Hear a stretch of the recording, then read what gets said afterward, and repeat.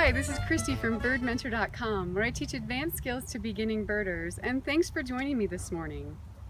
So it's pretty spectacular around here right now. We have really cool nights, gorgeous colors, and there's even snow up in the mountains. Now, as if that wasn't enough to give you a hint that maybe winter's right around the corner, have you noticed the bird song lately?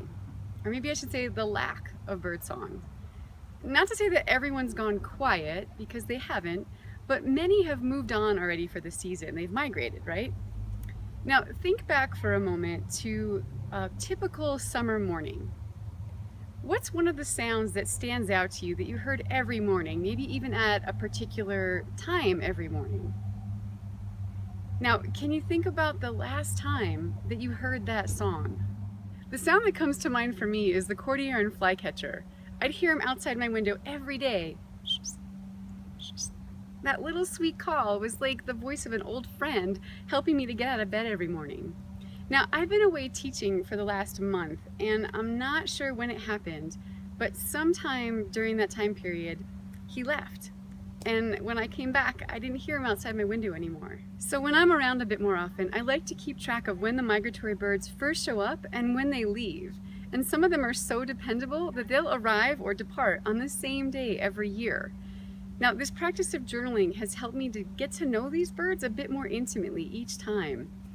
And an easy thing that you can do to get to practice this is to grab a generic calendar and just jot down when you first see those birds arrive every year.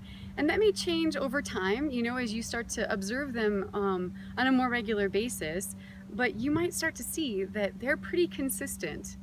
If you'd like to spend a little bit more time with this practice, you can dedicate an entire journal to the migratory patterns of the birds in your area.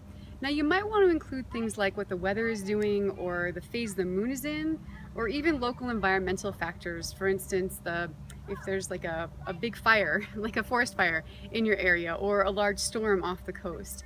And over time, you're going to start to develop these patterns of recognition and a deeper relationship with the birds that move into your area.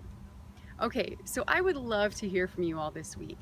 And if you could tell me in the comment section below 2 of the birds that have either moved into your area over the last week, or 2 that have left, maybe those 2 that you no longer hear anymore.